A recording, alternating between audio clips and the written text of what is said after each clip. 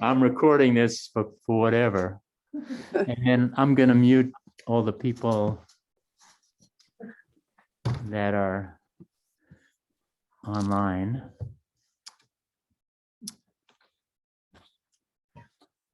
So we'll start as usual with taking refuge and generating the mind of enlightenment to benefit all sentient beings. So this is actually part of how one starts a session of Tonglen, the preliminaries, refuge and bodhicitta. Here, we say all these prayers because and people are supposed to request the Dharma. So we'll start with refuge and bodhicitta. We'll say it twice in Tibetan and once in English. Sanjay Jodon Zonjin Jonamla Janjum Bardu Dani Jabzuji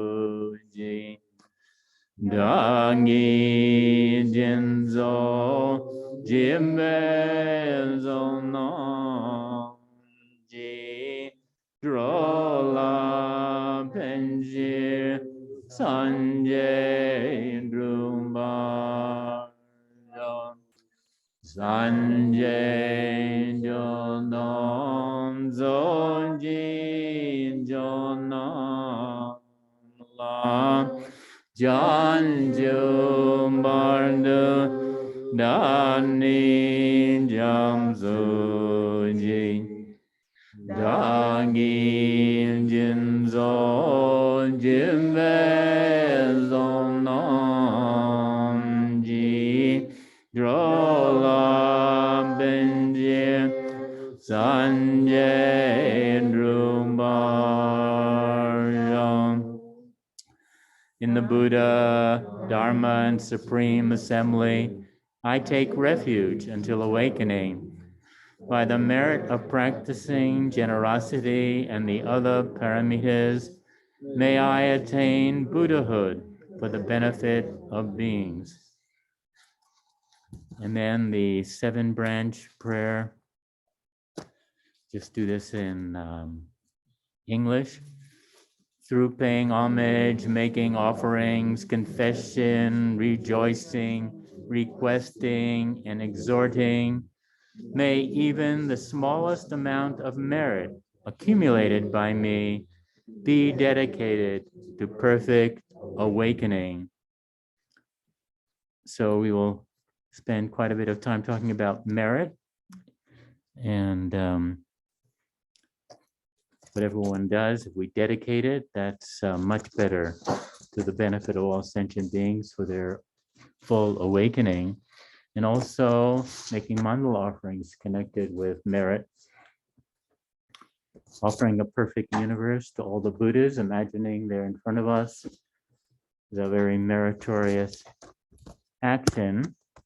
And then dedicating it so that all beings can enjoy Pure Land. So the good Amitabha's Pure Land at the time of death.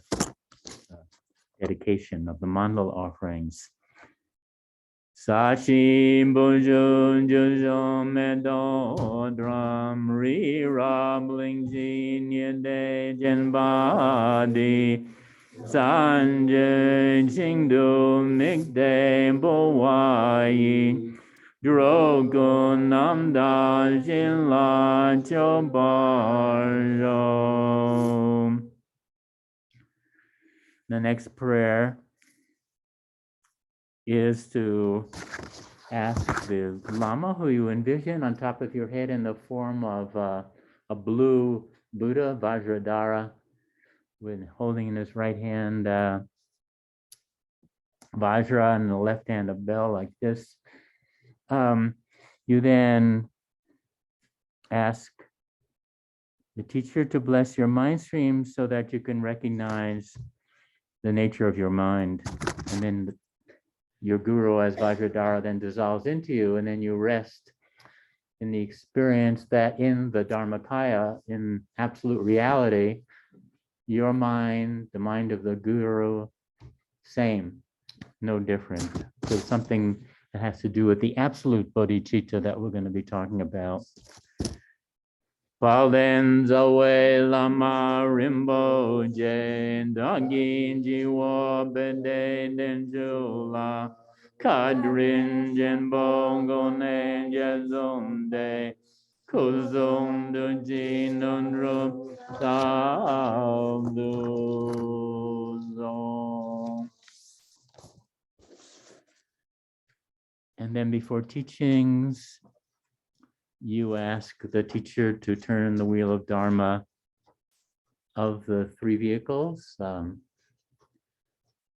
teachings that Buddha originally taught, called the Hinayana, then the great vehicle, which is the Bodhisattva way, Mahayana, and then the Vajrayana, path of utilizing skillful means to accelerate your practice and lead you to the recognition of mind's nature. Sem chen nam gi zambadang lo yin jen ram jin da wa che jung dong mon dem ba yi jo ji kor lo gor do zo. In harmony with the different wishes and mindsets of sentient beings, please turn the wheel of Dharma, of the common, great, lesser vehicle.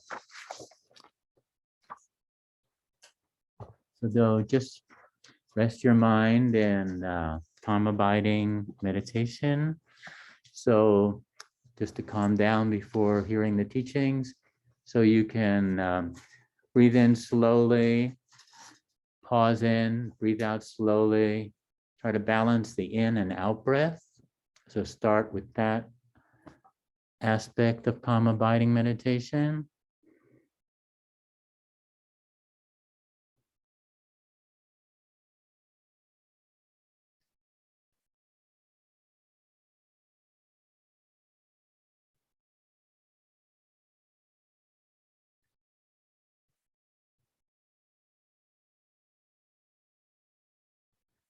And then you can think as you breathe in, you're breathing in all the energy of the universe. As you pause in, you're digesting it. As you breathe out, you're letting go of all your negativity, which is basically what happens when you breathe. Breathing in the oxygen, it gets digested, breathing out the carbon dioxide.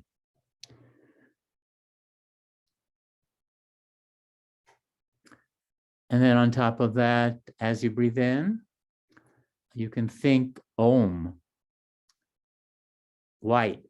So white Om entering you, the flavor of the breathing in. As you pause in, red Ah.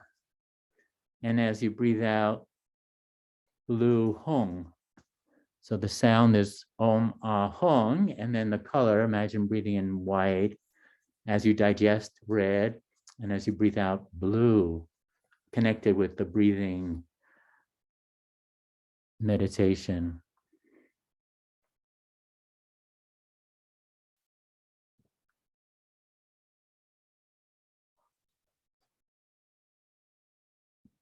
So you're associating Om Ah Hom, Om Ah Hom, as you breathe in and out.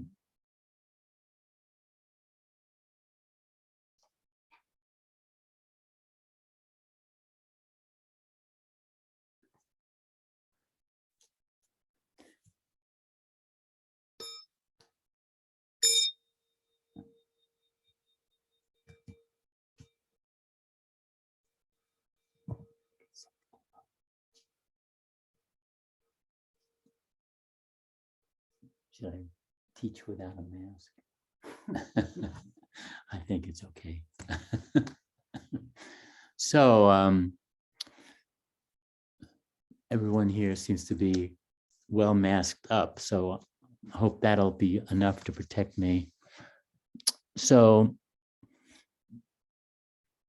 today I'm going to be talking about Atisha's 7 points of mind training. And in particular, the teachings I'm going to give is sort of a summary of teachings that Tralek Rinpoche gave in 2008 in Santa Fe.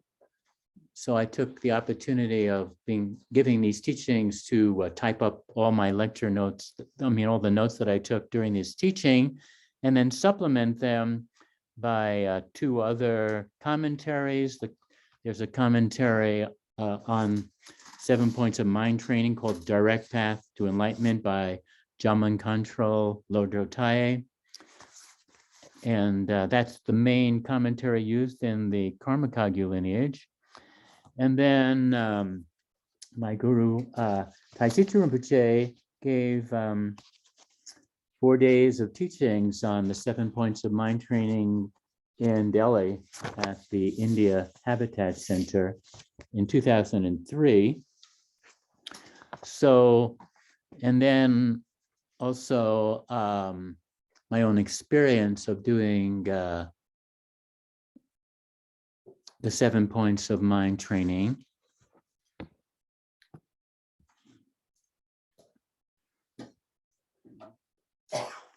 So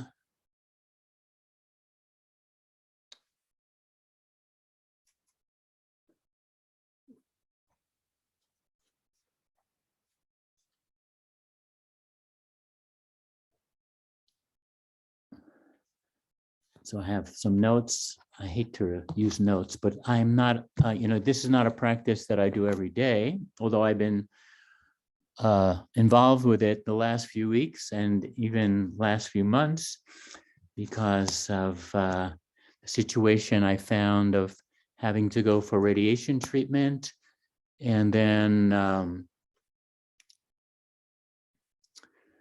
being with people who are in much more difficult situations than I am, having had to get chemotherapy in the morning, radiation in the afternoon, and seeing how they were relating to their experience and realizing how important it is to have a practice like Tonglen, where when you see other people suffering, and in this case, it was, in my face and I was suffering. So thinking, well, by my having cancer, may all people having in this situation, may their karma ripen on me, and may I be able to send them all the positive qualities that I possess. There, it's very easy to do this because you're right there. You're seeing the suffering up front. And so the practice of the relative bodhicitta, it becomes easy to do. But actually, we have to do this all the time. We have to not think of, oh, what a horrible thing happened to me. We really have to just take things as they come, really calmly, and this is what happened. So it's up to us in our minds to relate to whatever is happening from a position of compassion. Why not me? I must have done all kinds of things that led this to happen to me in past lives. And so the practice of bodhicitta, or Tonglen, exchanging oneself for others, came to the fore to my life in the past few months, even though I've been given these teachings many times. So now the history of this particular teaching, it comes from India. Shantideva wrote the Guide to the Bodhisattva's Way of Life. How should a person who's aspiring to benefit all sentient beings behave? And then this particular tradition went to Indonesia, in Sumatra, and there was a great master of bodhicitta, the Mahayana perspective, named Serlingpa. And then Atisha, who was a great, actually Vajrayana practitioner. He was one of the gates of the Naropa Institute in India. He realized before coming to Tibet, he needed to study the Mahayana more seriously.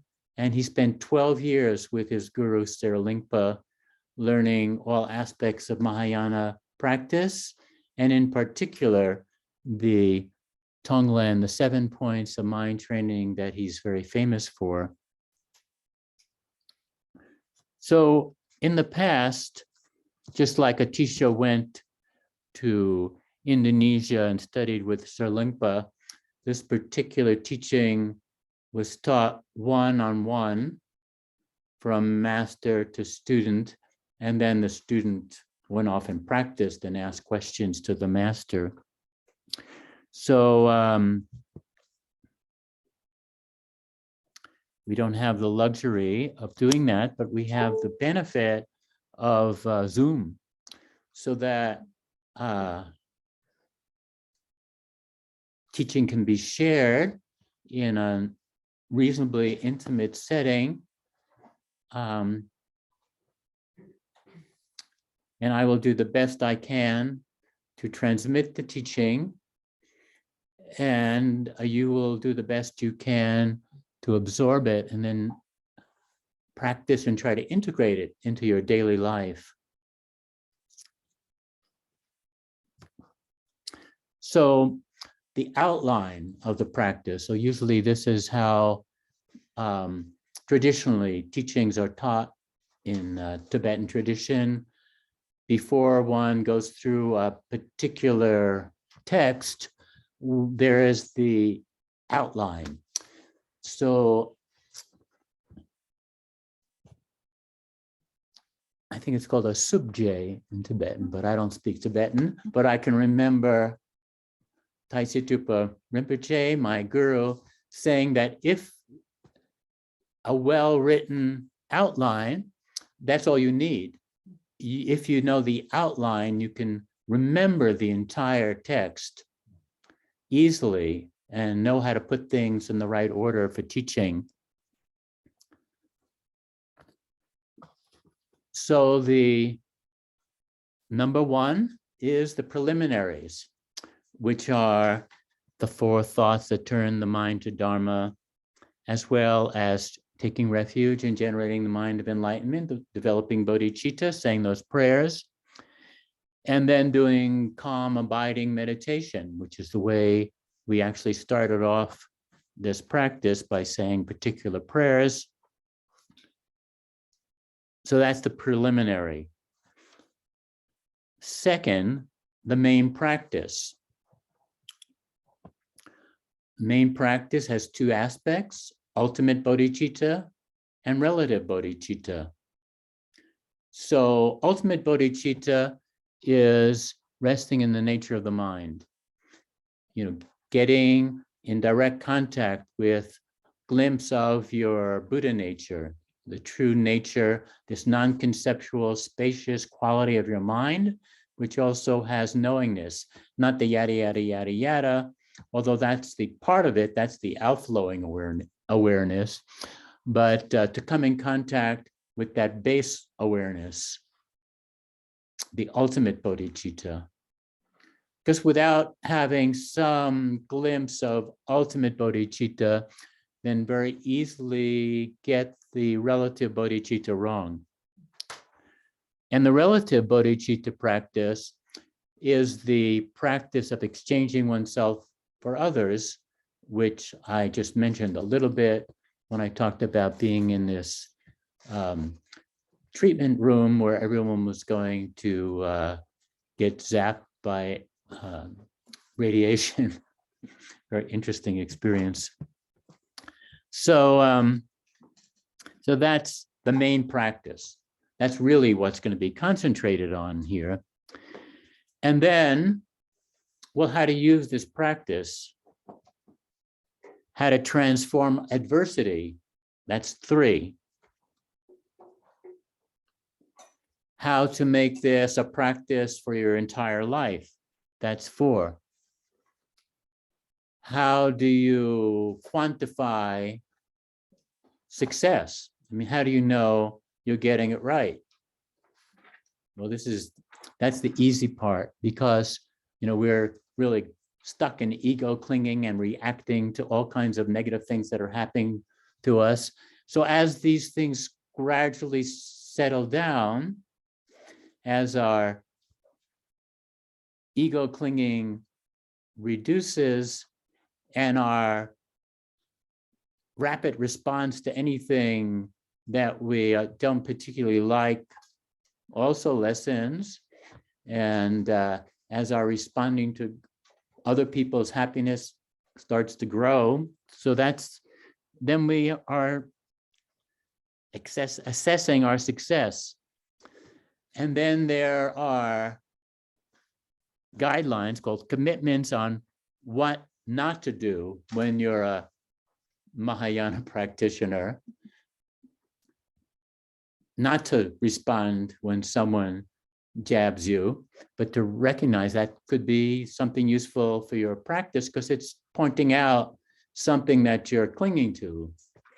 So what not to do, how not to respond to adverse situations, and then what to do, how to respond to all these situations we find ourselves in. What is the appropriate way of thinking about that and applying these ideas of Tonglen in each situation? So those are the 7 points. That's the outline of the text of Atisha. And there are many, many, many slogans connected with this.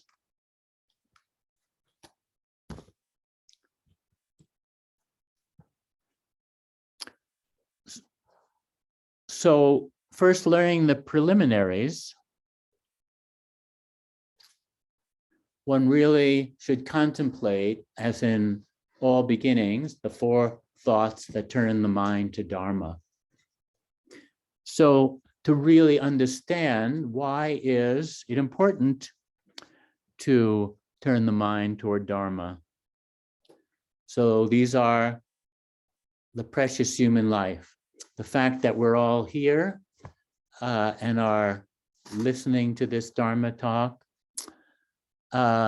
means that most of the things of having a precious human life, not just a human life, are present. The obstacles for going on the journey where you will reduce your negative emotional states and foster your positive emotional states, and ultimately go on the path to full awakening, those are present.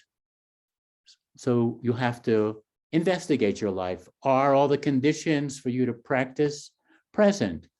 Most of them must be, because you're already present here.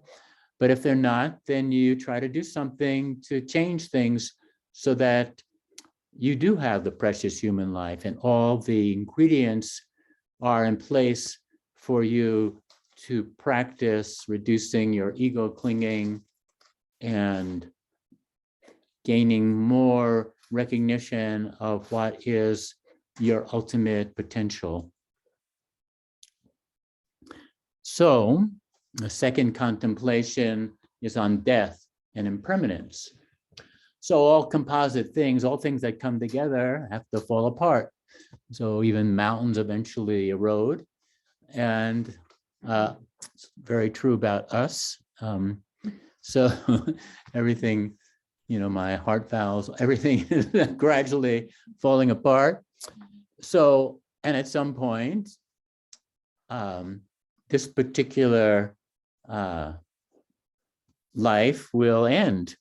So realizing that we shouldn't just waste our time, we should get on with the process of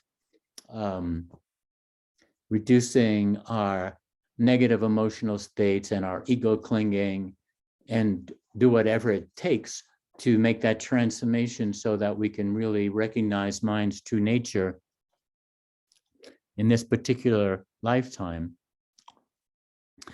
And then the third contemplation is karma, cause and effect. So nothing happens without causes and conditions. And whatever is happening to us is due to causes and conditions, not only our karma, we're all interdependent. So there's collective karma, there's things we've done in this life and previous lives.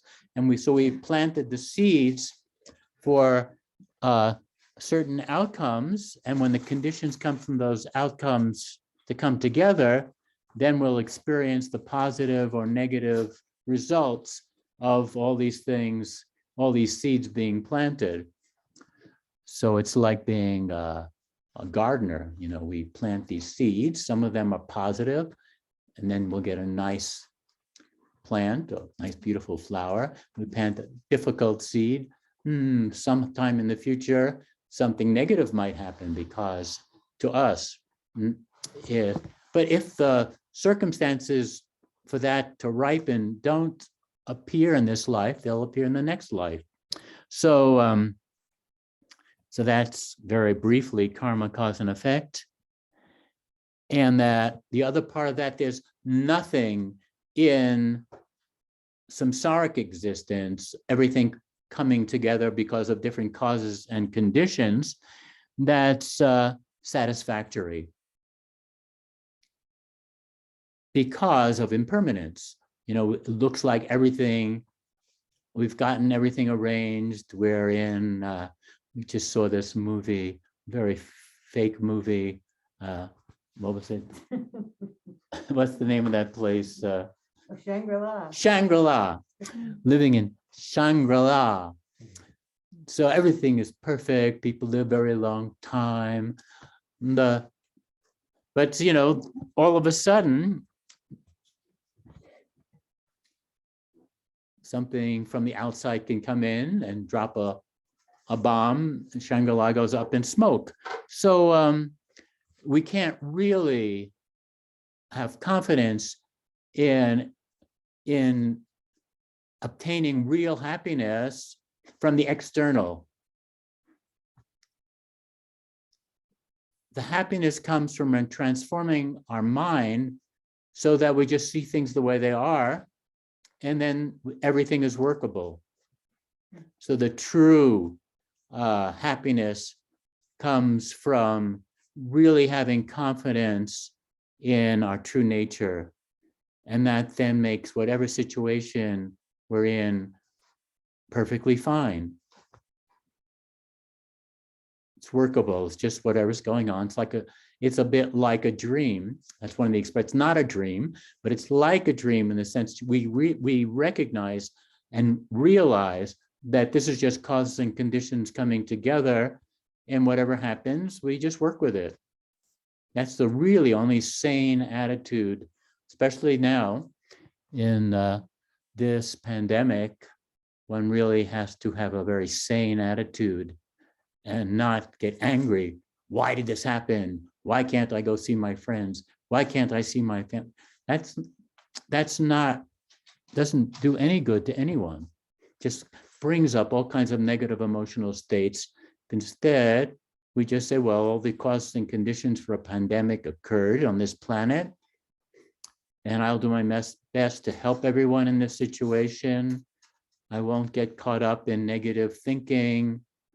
I won't get discouraged because this has happened time and time again. There was the Black Plague, there was a plague right after World War I. I mean, so the plagues have always, even the Bible, the plagues that occurred in Egypt. So it's not an unknown phenomena, and it keeps happening, and it just happened to happen to us in our lifetime. So we should just do the best work with it as best we can and try to help everyone that's stuck in this situation. So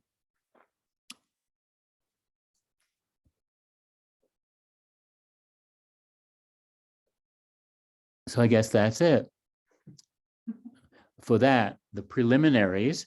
And then there is calm abiding meditation as a preliminary.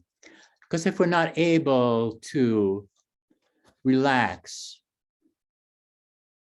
and so there are all these techniques for relaxing. I just gave one of them, is just breathe in slowly, pause in slowly, breathe out slowly, and you can count your breaths. So to have some technique to be able to calm the mind and to be able to focus the mind.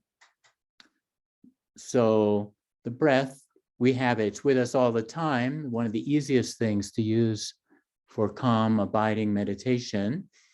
But then, as you know, as you practice, you should make sure that whatever there is, you can focus on it without your mind wandering. So it's in the beginning, you have a focus, your mind wanders, you just bring it back and don't make any comments.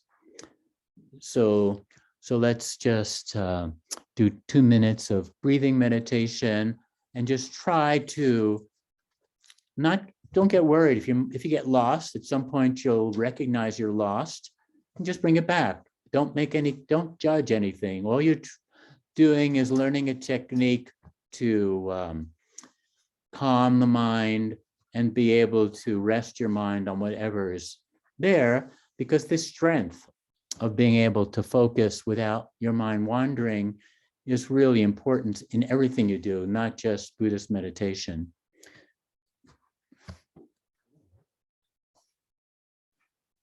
So I'll hit a gong here and we'll do a couple of minutes.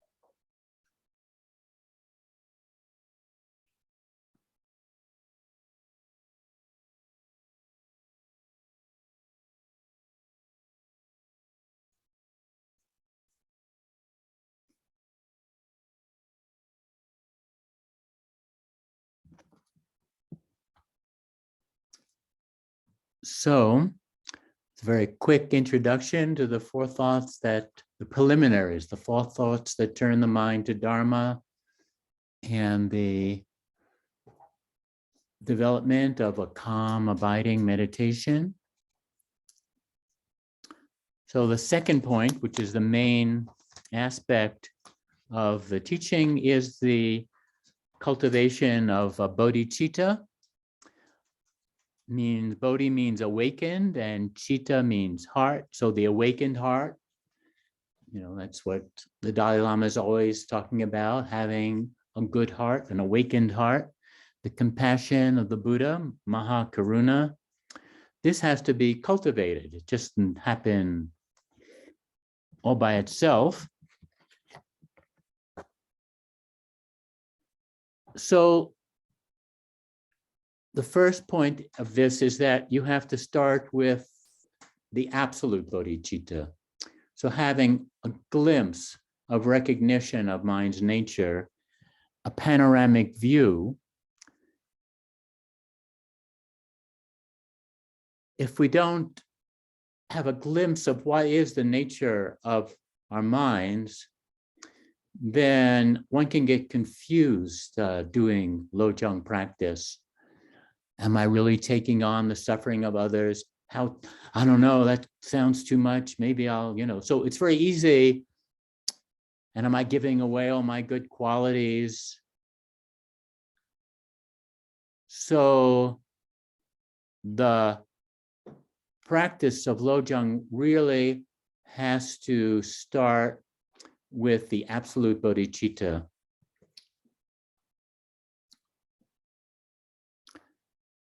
Since otherwise, we might think, as Tralak Rinpoche said, what can I do? There's so much suffering. And then just go into Great Depression, nihilism. So very important to have the view of absolute bodhicitta. So then there are slogans in the Atisha's 7 points of mind training. First one, think that all phenomena are like dreams.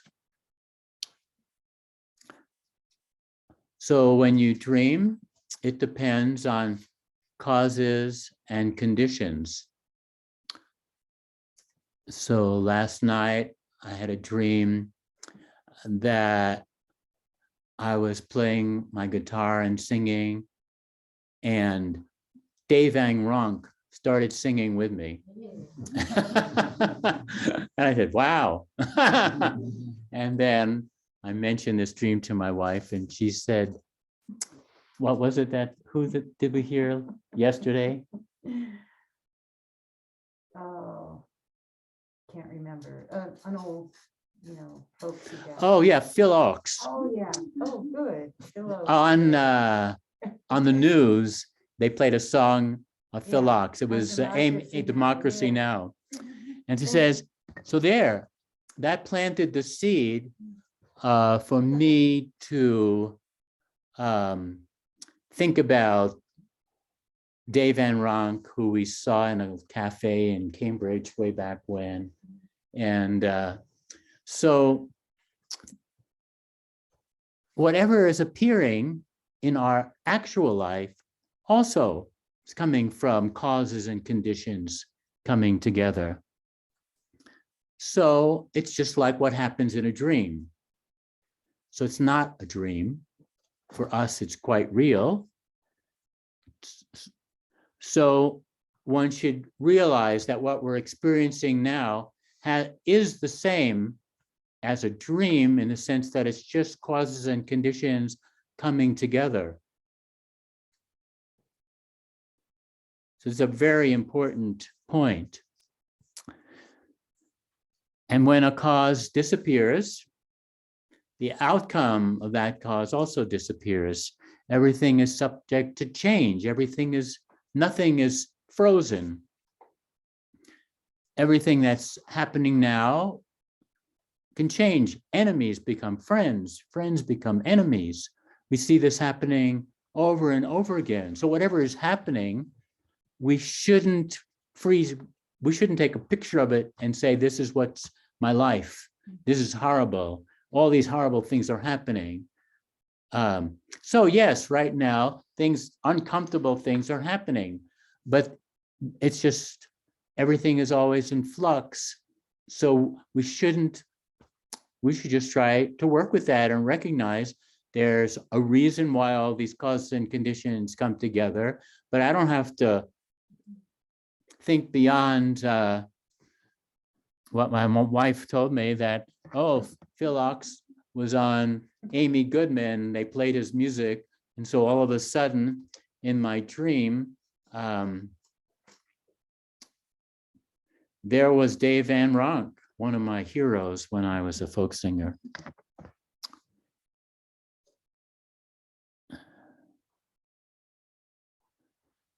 So the essence of everything is what's called emptiness, but it's not emptiness. So now I have to go use my physics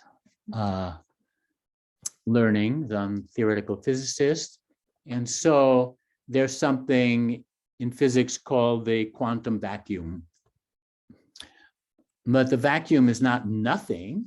The quantum vacuum is the potential for anything to happen. Out of the vacuum, the whole universe appeared. It was a fluctuation of the vacuum that created the Big Bang, everything. So everything that we're experiencing came out of this vacuum, but this vacuum has the potential for everything. So that's the same. There's the base awareness that we have and the outflowing awareness that everything can occur in this spacious background. So it's the potentiality for everything to happen. So, and the phenomena that we're experiencing all came together because of causes and conditions that are just causes and conditions coming together, dispersing, and we should realize that that's what it is. It's not nothing, it's something, but it's always changing, and it's due, whatever is happening is due to certain causes and conditionings coming together. So my being in this room with these people listening, that's certain causes and conditions coming together.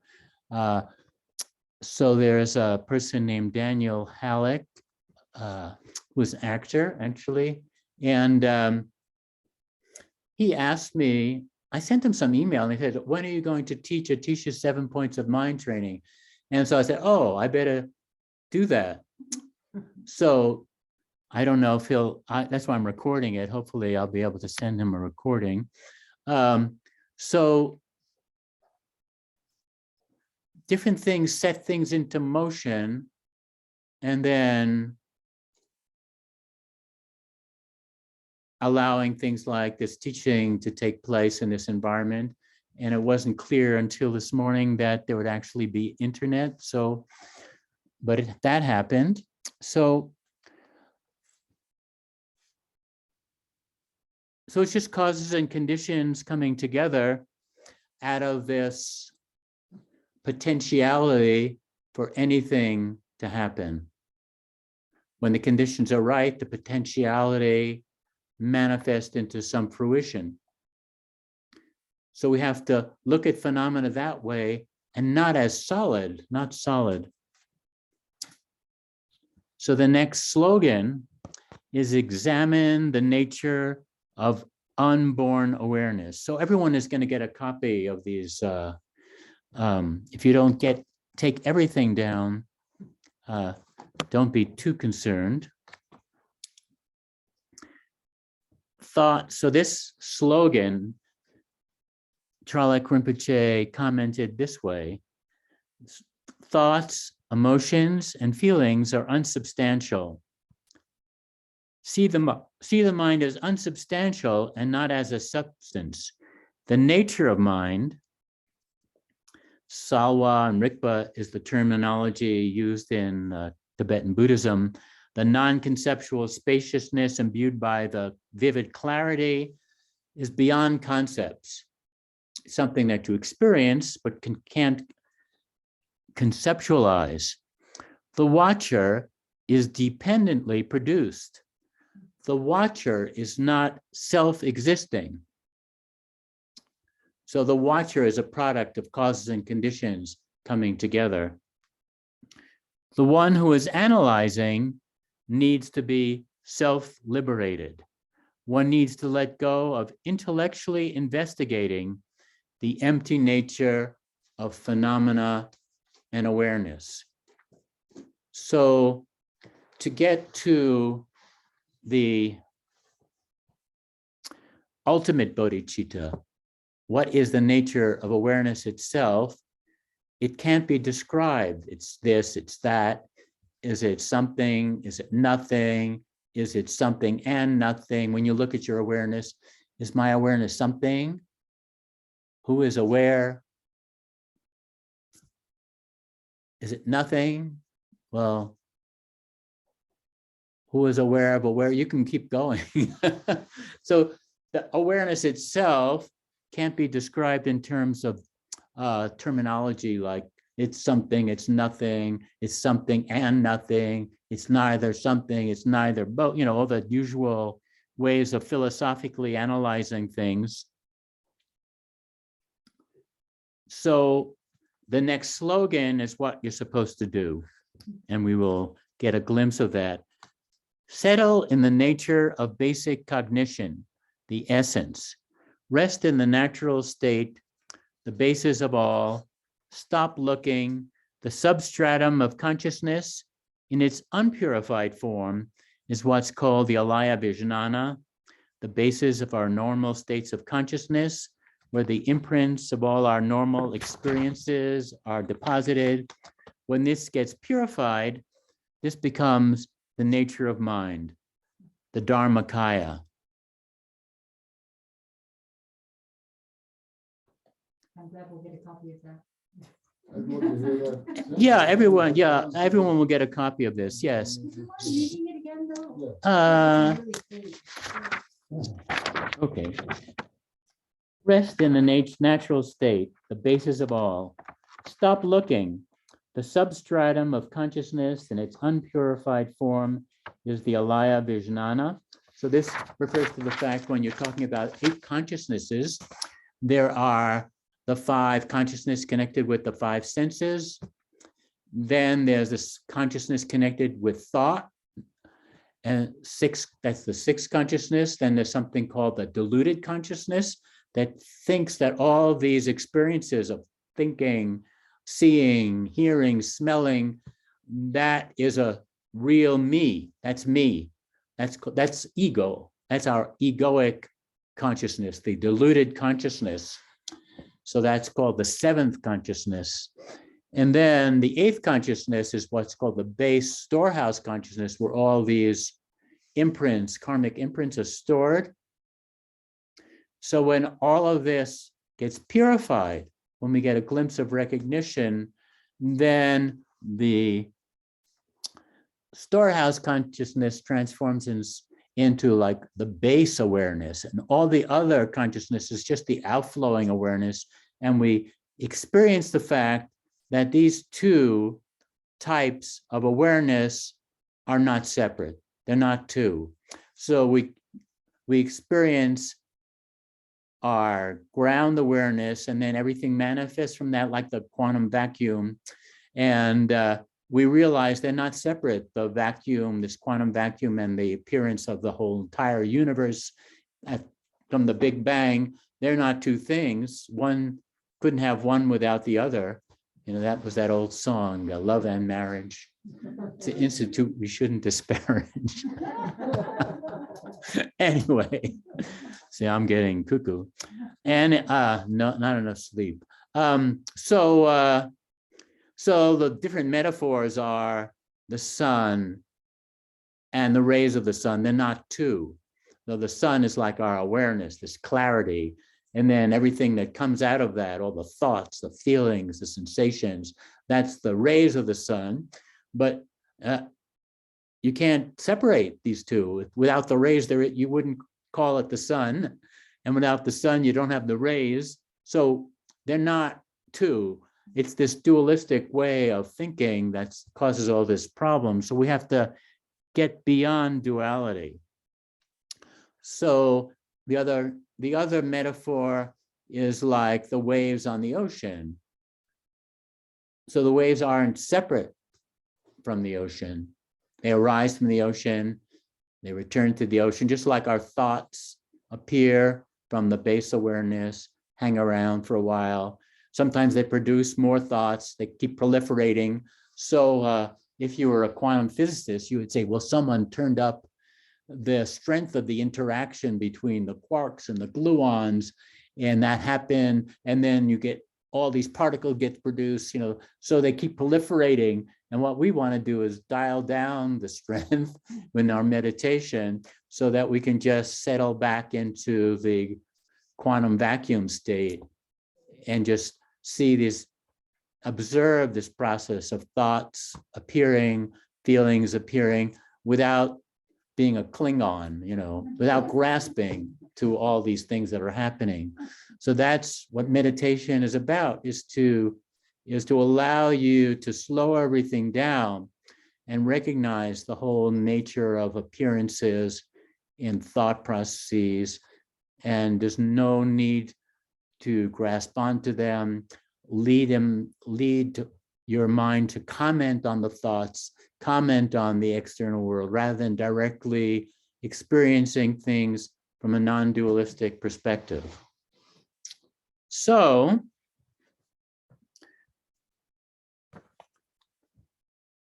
now we have to do a meditation, so at least you'll have some idea of what is being talked about. And maybe over Zoom, one can also get this idea of this. So just relax into what's called like open awareness. Just be calm and clear, relaxed, settle down. If you need to do Om Ahom just for a few moments to settle down so your mind isn't so busy.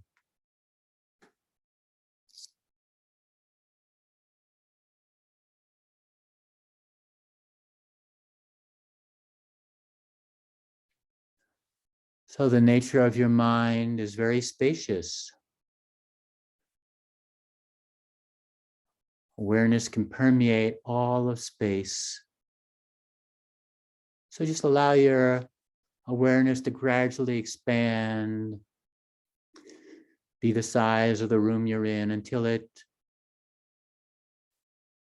becomes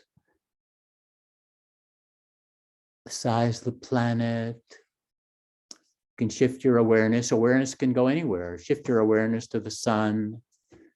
Let it expand to take on the entire solar system. All the planets are in your awareness, comets.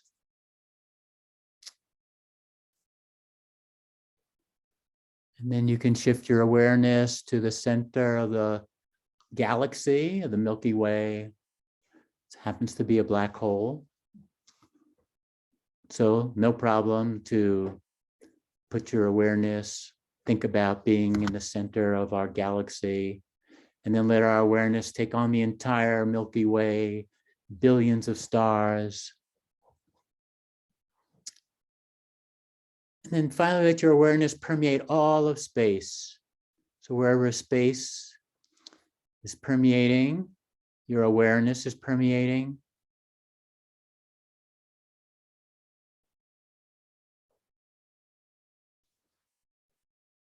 So this awareness can be described as a non-conceptual spaciousness. So you're everywhere in space, but you don't have to comment on it. There's no concepts going on. But there's this knowingness quality to your awareness. It's not just empty space.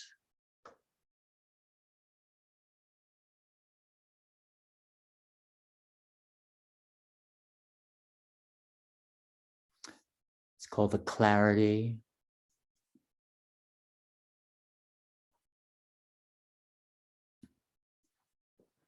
And as you rest in this state of non-conceptual spaciousness, imbued with this clarity, this knowingness, anything can appear, just like in the vacuum.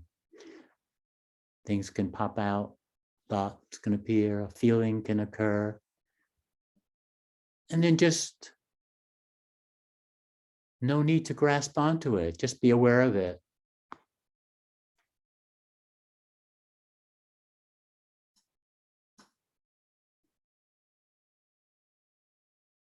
It's not separate from your mind. So they say, have the attitude of a small child in a beautiful temple. It doesn't have the words to even describe what it's experiencing.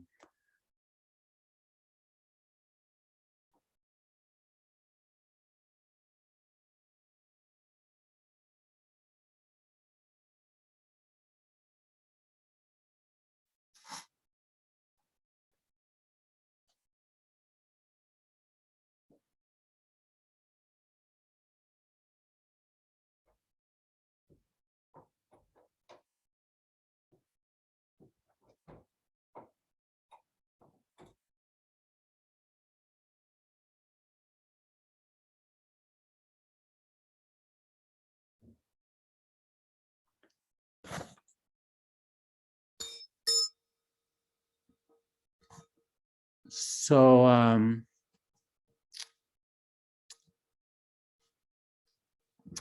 conditions are not perfect for introducing the nature of mind, but you have to, hopefully you'll get the idea that to really make progress, one has to have a glimpse of recognition that there is your true nature is boundless, and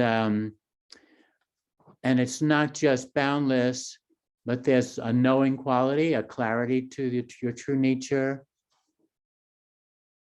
and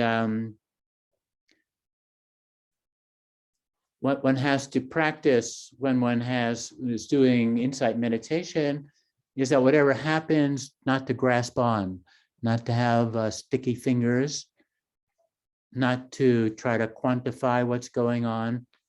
So that is why the statement, the best meditation is no meditation. You don't do anything. You're not trying to manufacture a state of bliss, nothing like that. You're just relaxing and being in what is going on. So that is the ultimate bodhicitta that has to be present for you not to get confused about the relative bodhicitta practice.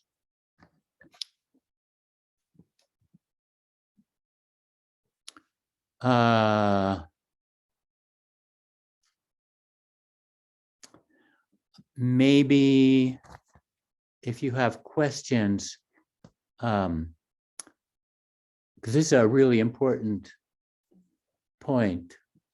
So really, when you have confidence in your ultimate nature, that's what allows you to have success in practices and really working with the negative emotional states that you might have and others might have. So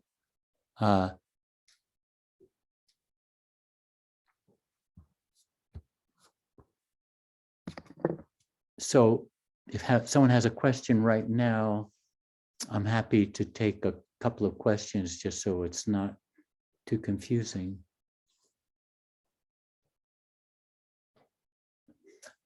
Everyone here is enlightened. Perfect. Yeah. But inevitably, if I don't follow the path of like absolute, stopping my mind by going out of my mind, I slip back into my mind too easily, and then I become dualistic in having a searcher and something searched for. Yeah, well, it takes, you need to, so let's do one more thing just for, I like gimmicks. So when I do, and there's a practice called church practice, and in church practice you say pay very loudly, and the purpose of pay is to shatter temporarily the thought processes. And so it's a gimmick, but it's also just to give you a glimpse that you don't have to be go blah, blah, blah, blah, blah, blah. You can just go pay, but I'll do it very loud, so shatter all your eardrums. And so at the third pay, just imagine your awareness just leaves your body, starts off in your heart center, shoots out of your head, and then goes all over the universe. But you have to say pay very forcefully, and you'll realize that thought processes temporarily stop. So there's no, at that moment, for that brief period of time, if it occurs, there is no thinker and thought. that just goes away for a little bit. And then, of course, everything starts over again. How silly am I to say this? Okay, so we'll do 3 pays, and then you'll just sit for a few seconds and see if that helps clarify this question. Okay. Pay, pay, pay!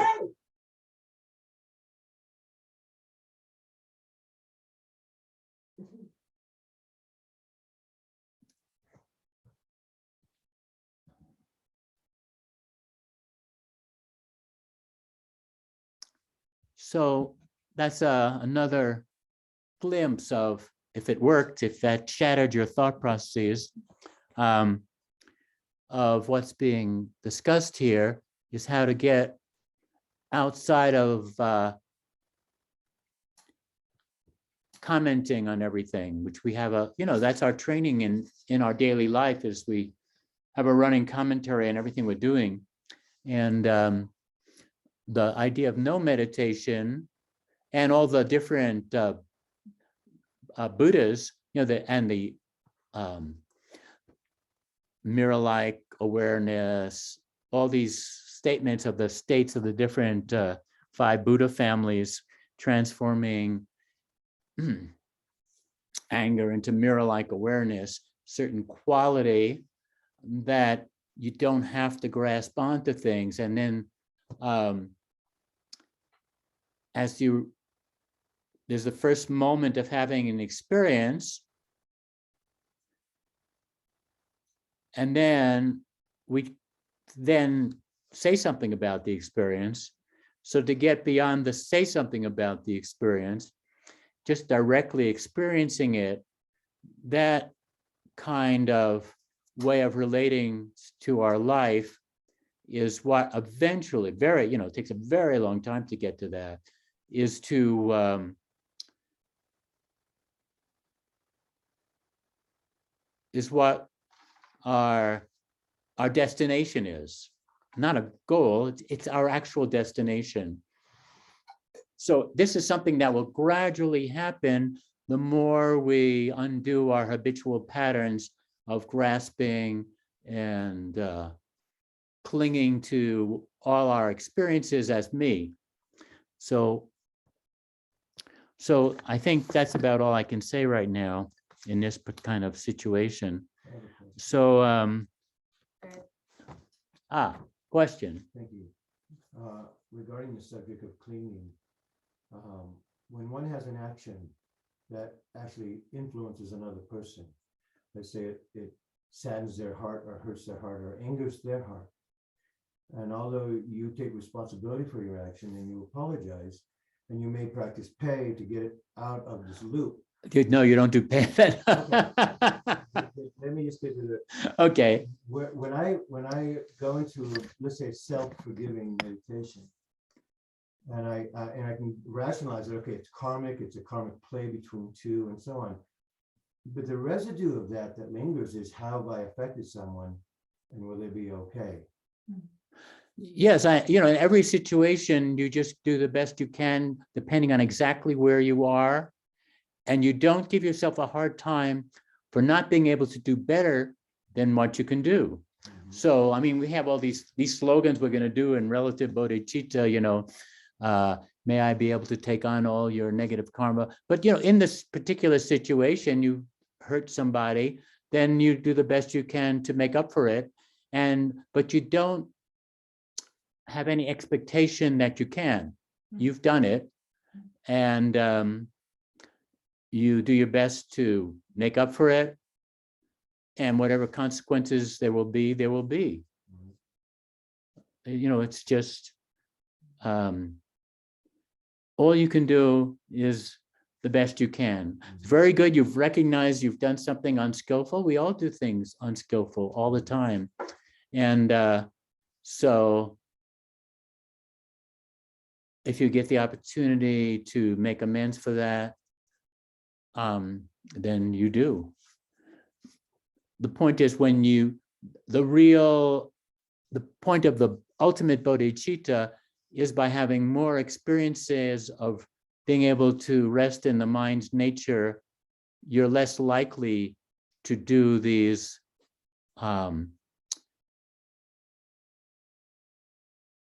actions that have these negative consequences, both for others and yourself. And when you say the mind's nature, you're talking about the heart, right? If you want to call it the heart, you can call it the heart. It's your ultimate nature. Heart, soul, whatever. It's right. You can use any terminology that you'd like. It's our true nature. Okay? Buddhist terminology is Rikpa, clarity, spaciousness, the union of love, compassion, and emptiness, So here, love, it's the love, it's not love where you have any expectation. So that's the dualistic part of love. So it's the non-dualistic love. So when, like Jesus has unconditional love for everyone, Dalai Lama has unconditional love for everyone, no one accepted out of his love. No one is not part of his love. So that kind of love is what we're talking about, the union of love and this non-conceptual spaciousness. So the outflowing is the love, and the base is that it's non-dualistic. It's not conceptual, it's automatic, coming out of your having undone all the things that prevent you from being in that, if you want to call it divine love, that's fine. But manifesting that, it's not something that's manufactured. It's coming from letting go of all the obstacles that prevent that from taking place. So where are we?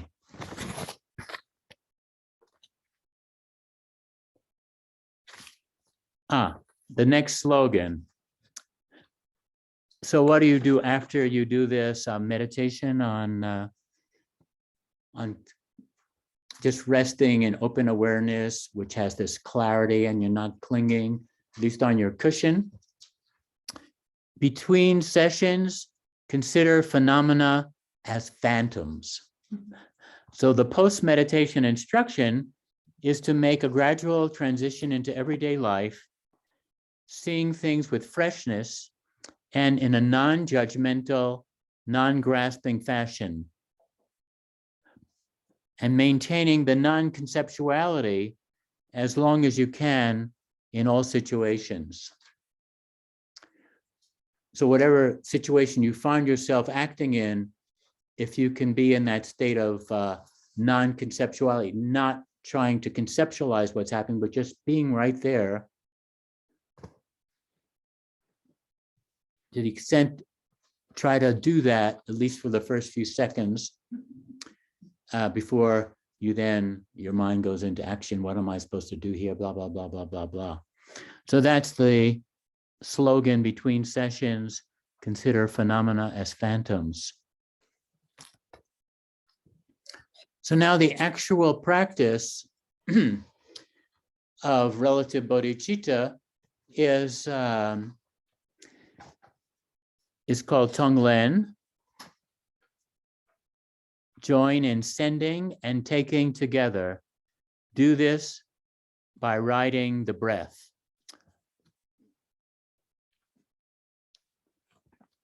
And then there's a statement that you should start with oneself.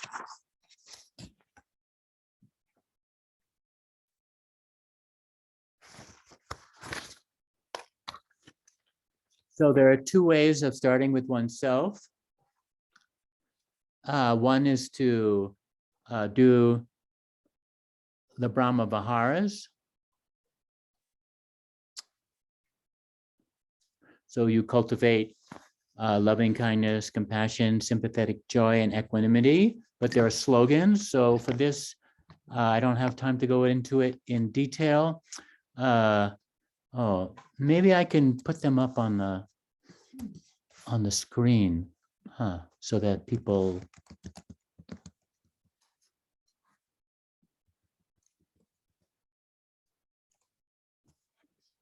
No. Let's see.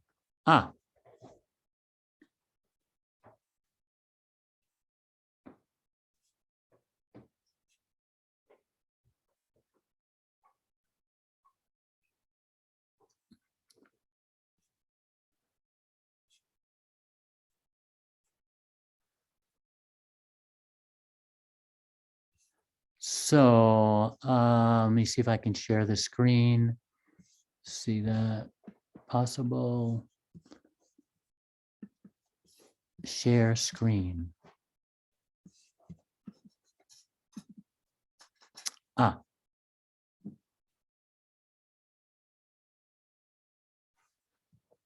Okay, so this comes from the book Loving Kindness by Sharon Salzberg.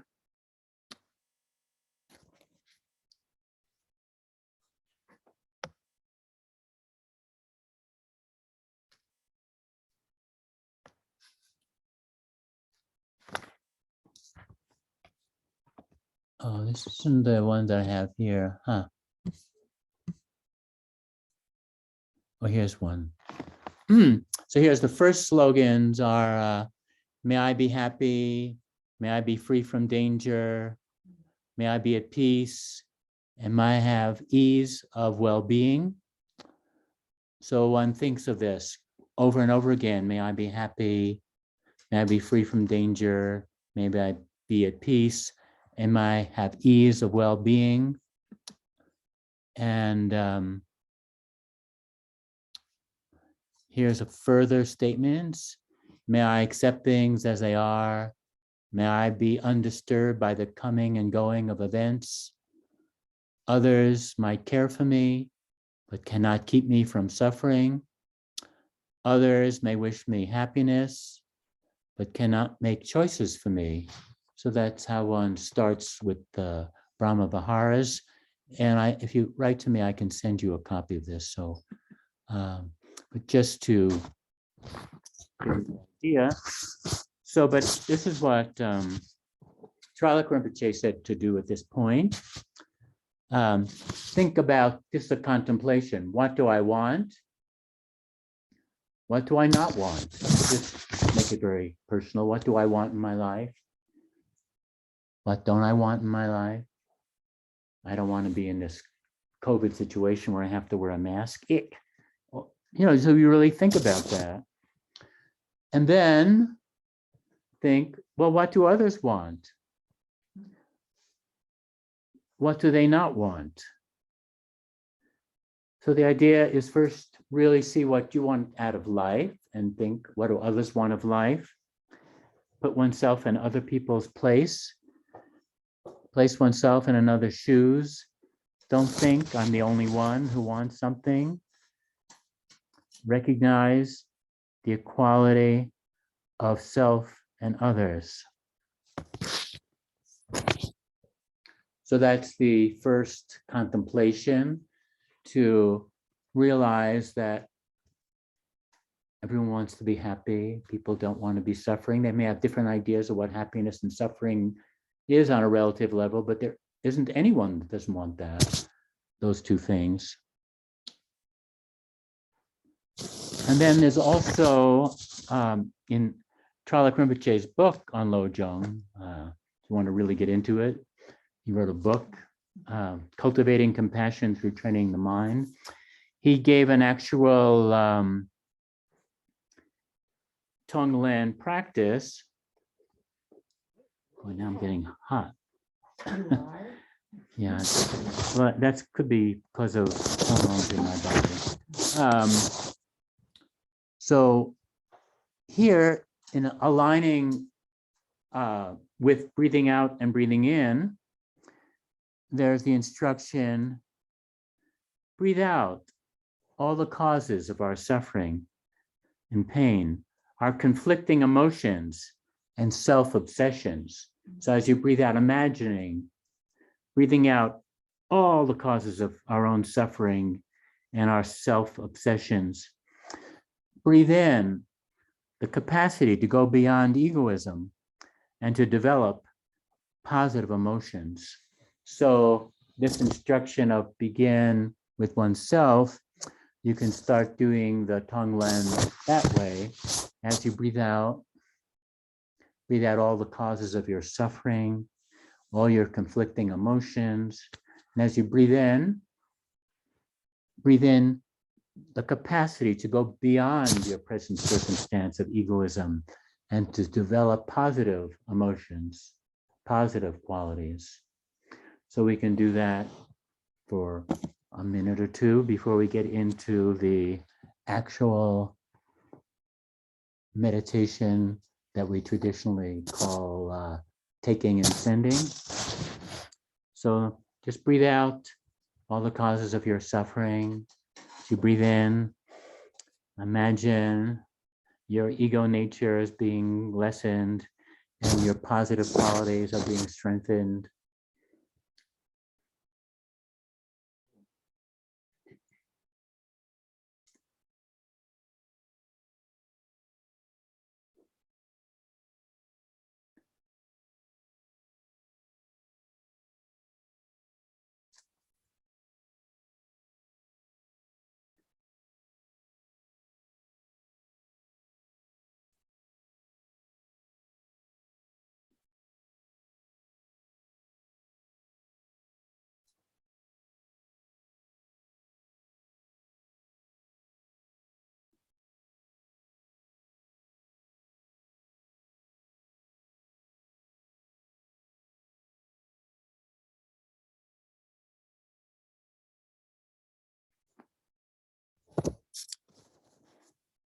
So now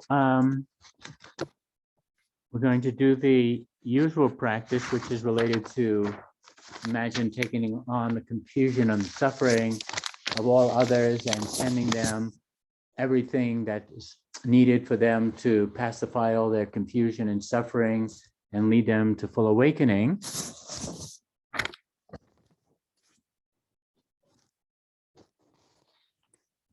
Breathing in all the things, breathing out all the, well,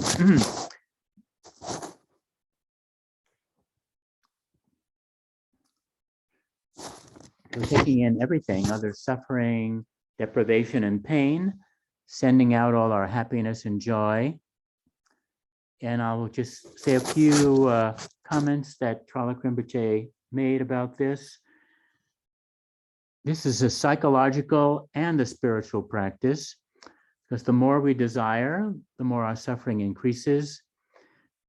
The more we think of the suffering of others and take that on, then our suffering is diminished and cleanses. So that's a natural process that takes place. So all our problems come from our self-obsession.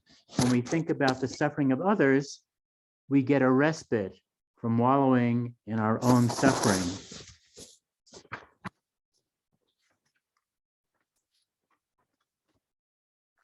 So just like I said, when I was in the waiting room for radiation therapy, seeing how the great lengths people go through to survive, to keep going, to keep alive, taking on extraordinary suffering like chemotherapy, radiation therapy, surgery, all these things.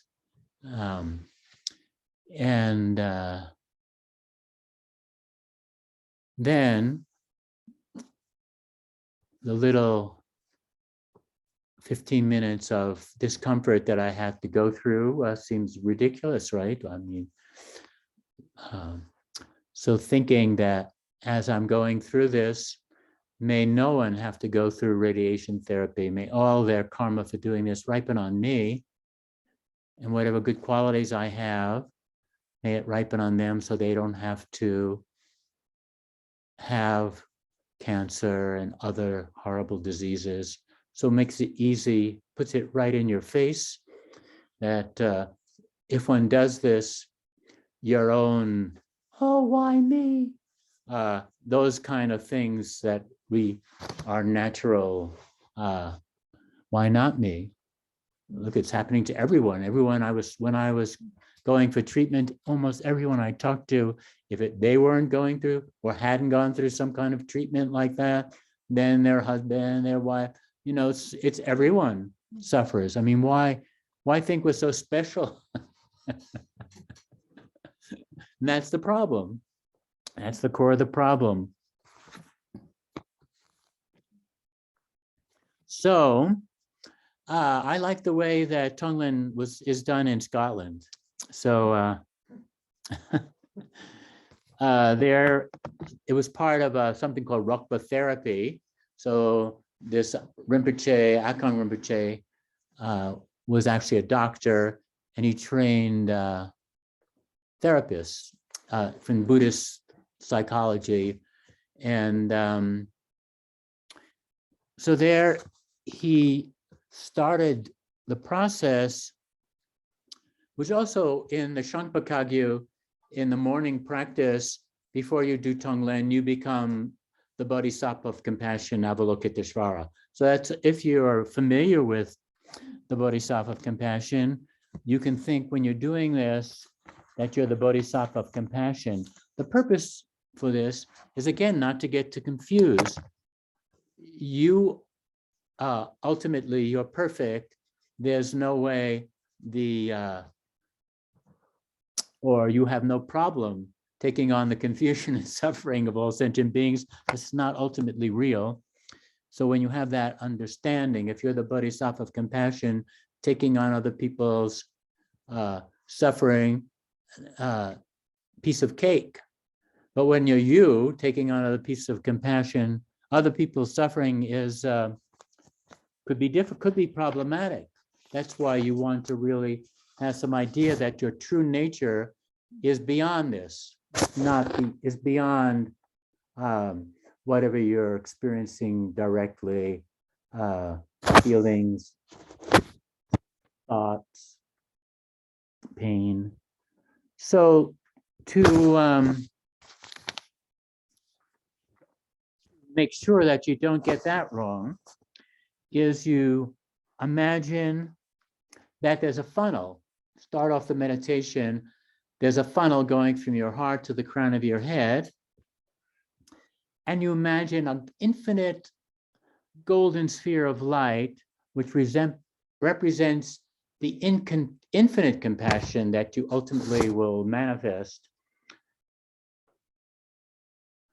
So you imagine this golden sphere of light on top of your head, but if you can just imagine you already have infinite compassion, you're the Bodhisattva of compassion, or you have Christ consciousness. However, whatever image gives you confidence in your infinite compassionate nature that is beyond duality.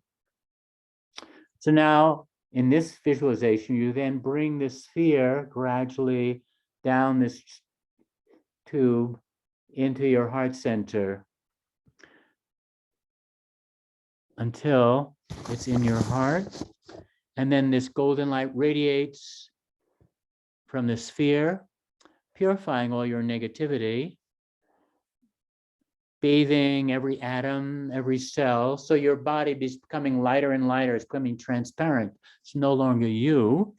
And you're just glowing with golden light when you do this meditation. There's no solid you. That's a fiction anyway, due to cause and conditions of how our senses are made up. We're almost all empty space.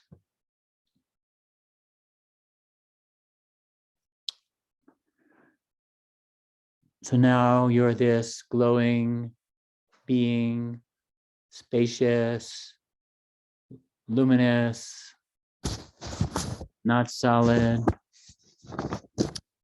So when you have some confidence in that your true nature has this infinite compassion that's non-dualistic, then you imagine your mother is in front of you, or a benefactor. If you don't know your mother,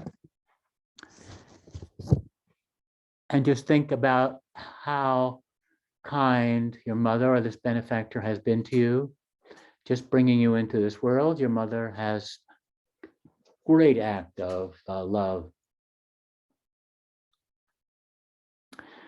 And then think of all the ways your mother or this benefactor is suffering now, or if they're not alive, how they have suffered in the past.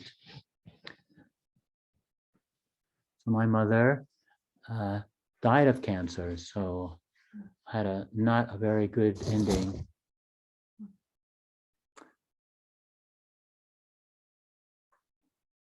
So she was hooked up for quite a few months.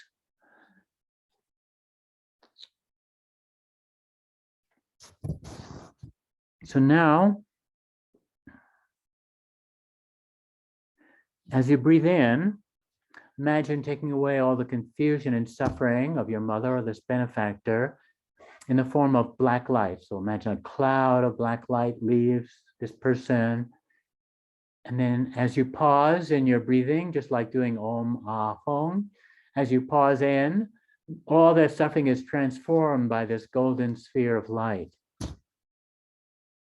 And then as you breathe out, send a white cloud of light, white cloud that dissolves into your mother or this benefactor. It brings with it all your happiness and meritorious energy, which then causes them to have happiness and move toward enlightenment, however you want to phrase that to yourself. So as you breathe in, black light leaves your mother, this benefactor. As you pause in, it's transformed. And as you breathe out, you send everything positive toward your mother or this benefactor in the form of white light. So this is how you start this meditation. And I'll give instructions as it goes along. So start with your mother or a benefactor. Breathing in, taking away their confusion and suffering. Pausing in, it's transformed. Breathing out, sending them wherever will benefit them, ultimately lead them to full awakening.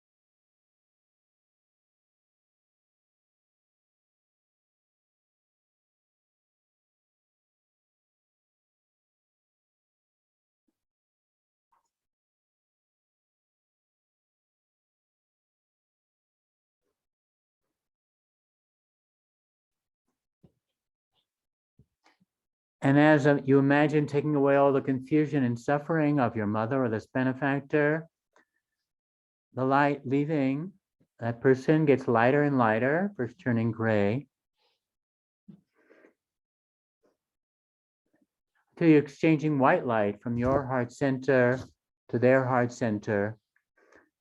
And when you reach this stage, appreciate the fact that your mother or this benefactor and you have that same potential for awakening to your true nature. So your Buddha nature is appreciating their Buddha potential or Buddha nature, their potential for fully awakening.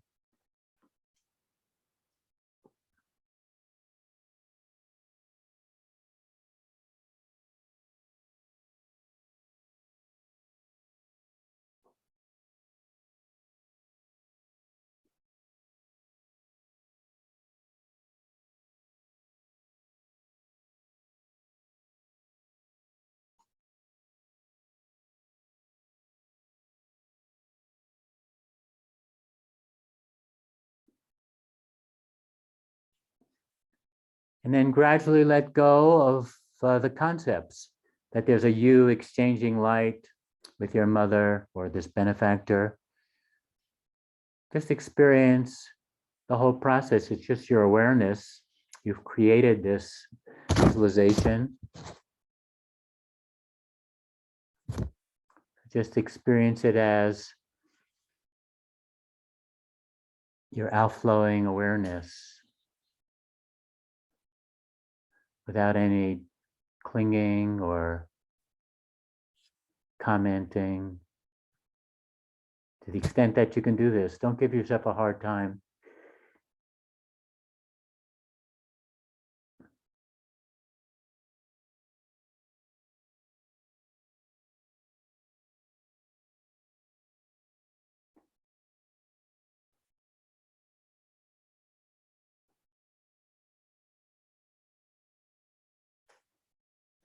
And then just let everything dissolve into this spaciousness that we went through before, this non-conceptual spaciousness, which has vivid clarity.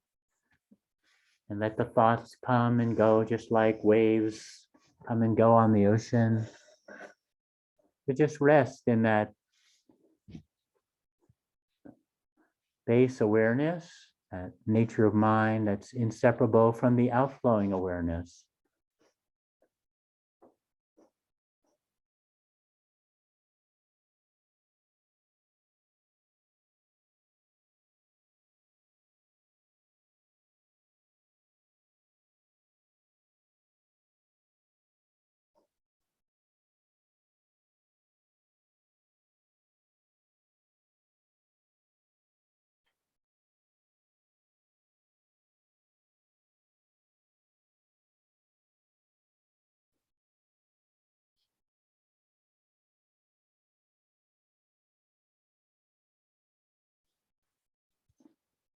So now bring to mind a friend or relative, someone that you care about a lot, and think about all the problems your friend might have.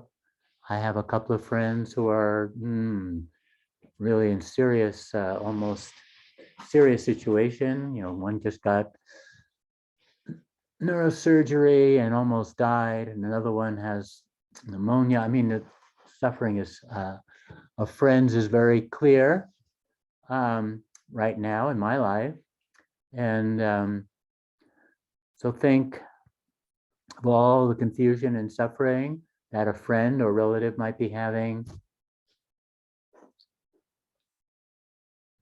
and realize that your friend or relative only wants happiness and doesn't want the suffering. So now as you breathe in, imagine taking away all their confusion and suffering in the form of black light. As you pause in, it's transformed by this golden sphere of infinite compassion. And as you breathe out, send white light to your friend, thinking it alleviates their suffering and confusion and transforms into whatever will benefit them now in their particular state.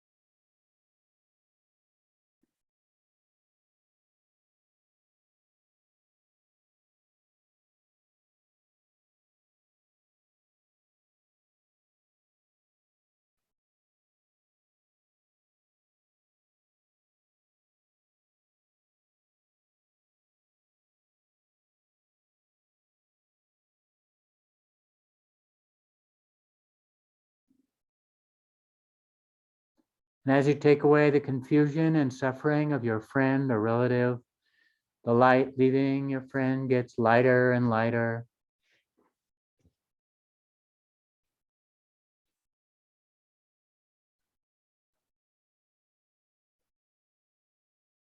Till you're just exchanging white light from your heart center to their heart center, and appreciating the fact that your friend or relative has this same potential for awakening to their true nature, to their fully awakened potential as you do.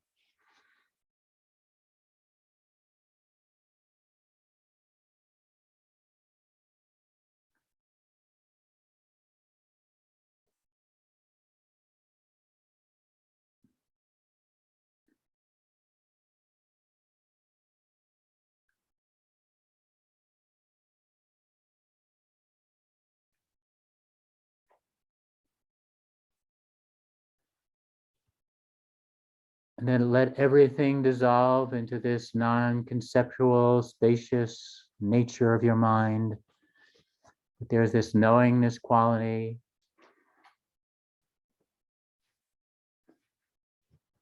There's no need to do anything with what feelings or thoughts appear. Just let them come and go without grasping.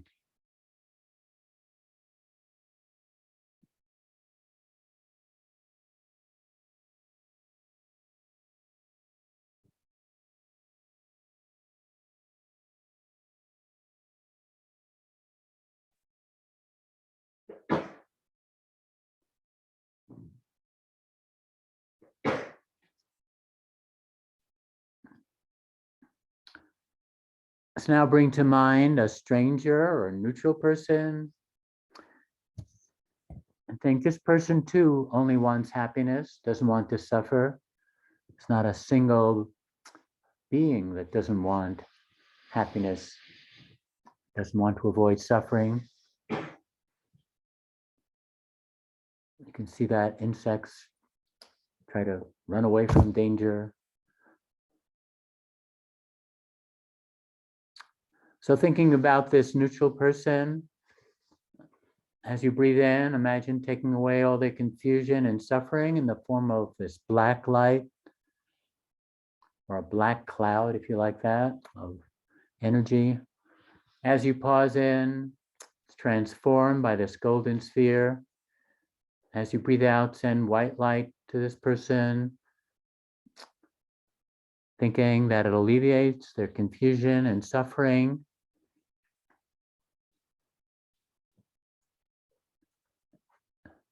Leads them closer to their true nature.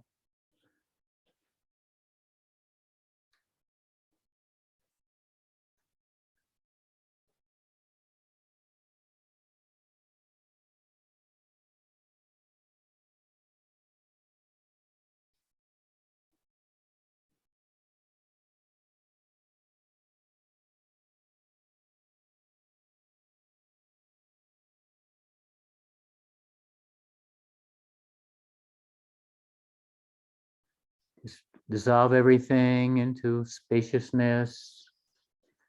Rest for a few moments in the nature of your minds.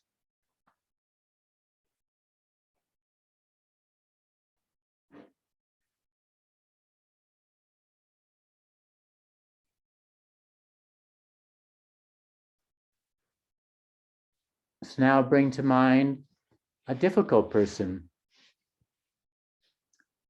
So we all have those in our lives. People who kind of question everything you do even. Kind of make you feel like an idiot. Or they try to harm you. I mean, much worse, physically.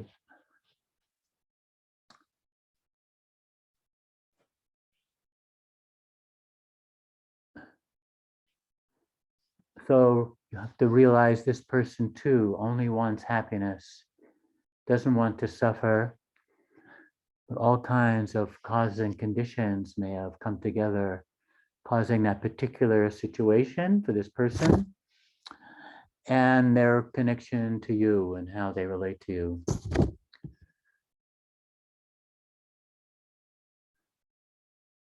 So this person, if when you reach a certain state, will be the most helpful because help you develop patience, non-grasping, everything, all the good qualities, well, are put to test by someone like this.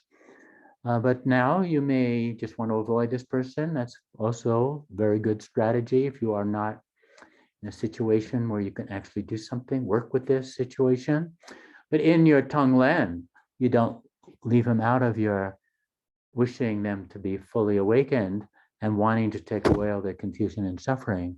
So thinking of this person, as you breathe in, imagine taking away all their confusion and suffering in the form of black light.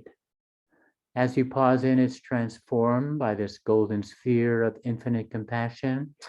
As you breathe out, send them white light, thinking that it alleviates their confusion and suffering, transforms into whatever will benefit them.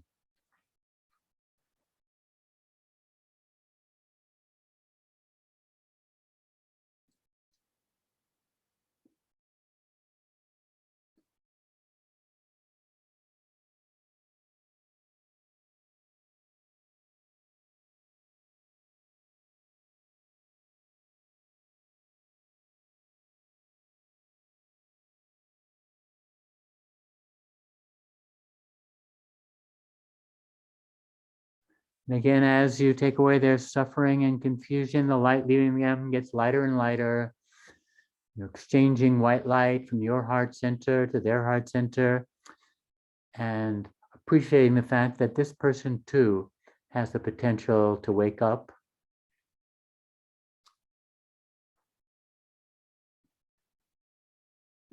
Whatever is going on relatively doesn't affect their true nature.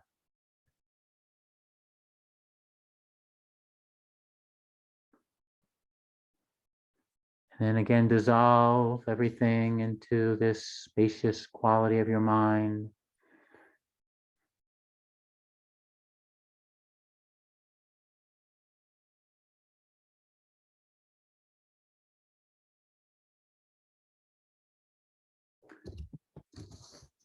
So finally, think of all the beings in all the different directions, countless beings, all kinds, those that we can imagine, those we can't imagine, all the animals, spirits.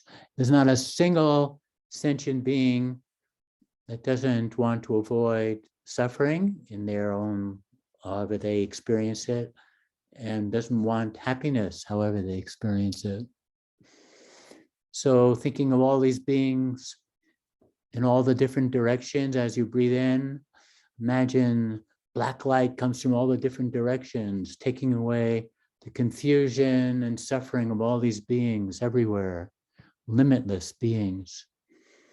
As you pause in, it's transformed by this golden sphere in your heart. And as you breathe out, send white light in all the different directions, thinking that it alleviates the confusion and suffering of all these beings and brings them closer to recognizing their true nature.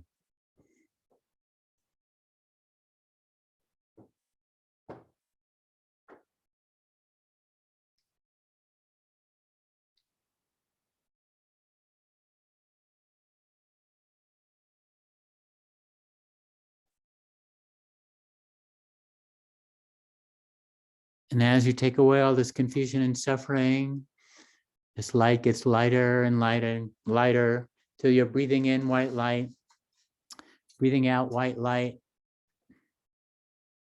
So there's this wonderful exchange of white light between you and all the beings in all the different directions. Appreciating that they all have this potential for full awakening.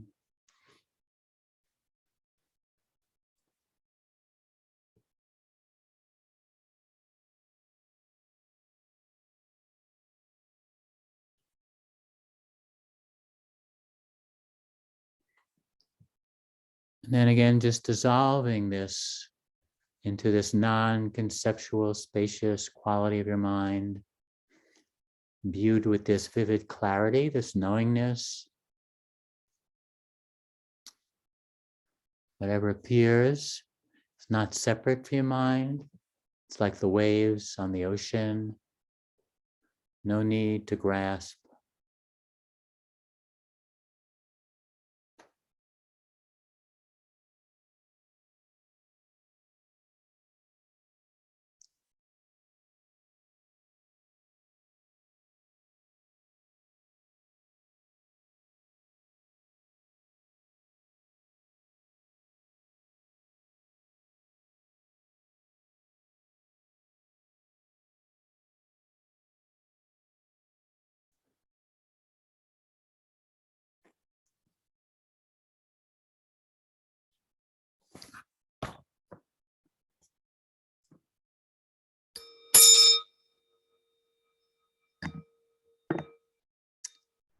So we'll dedicate the merit of our doing this morning's practice to the full awakening of all sentient beings. May they all be able to develop the relative and ultimate, especially ultimate bodhicitta. And so we'll say the first of the dedication prayers. If I can find it. Where is it in this booklet? Hmm? Ah, the last page, 11. Sonam ni tam je zimbani done nyemben ranam bam je ne kiyaga nanji bala drubai zimbe zole roar roar Namo Buddhaya Namo Dharmaya Namo Sanghaya.